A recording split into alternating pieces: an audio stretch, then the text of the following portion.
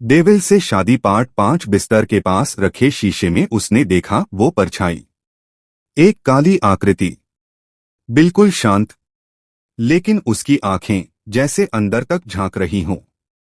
और तब वही आवाज फिर सुनाई दी, इस बार और भी पास से, मैं अब हमेशा तेरे साथ हूं। स्नेहा का शरीर सिहर उठा।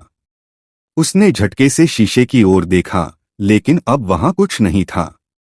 खाली, बस उसकी अपनी धुंधली सी परछाई। वो घबराकर पीछे हटी और कमरे की लाइट जलाई। कमरे की सफेदी में सब कुछ सामान्य दिख रहा था, लेकिन स्नेहा का दिल अभी भी तेज धड़क रहा था। वो उसी पल समझ गई थी, ये कोई सपना नहीं था।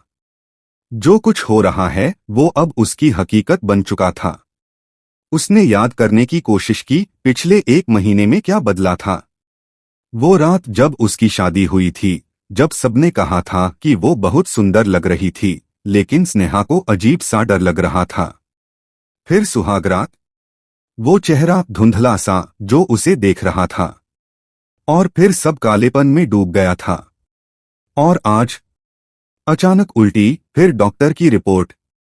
वो मां बनने वाली थी, पर किसका बच्चा? ये सवाल उसे दीमक की तरह खा रहा था। वो सोचती रही, और तभी कमरे में हल्की सी ठंडी हवा चली। पंखा बंद था, खिड़कियां बंद थीं, फिर भी हवा आई।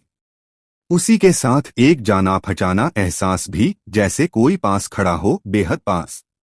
मैंने तुझसे वादा किया था, वो आवाज फिर से गूंजी, बिल्कुल उसके कान के पास।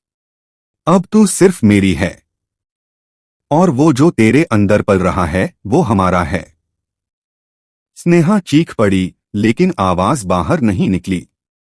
गला जैसे जाम हो गया हो। अचानक शीशा फिर से धुंधला होने लगा। इस बार उसमें एक चेहरा उभरा, लंबा, काला, आंखों में आग की लपटें और माथे पर एक पुराना त्रिशूल जैसा निशान।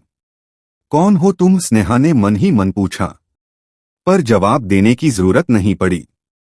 उस आकृति ने मुस्कुराकर कहा, जिससे तेरी शादी हुई वो इंसान नहीं था, और तू अब इंसानों की दुनिया की नहीं रही।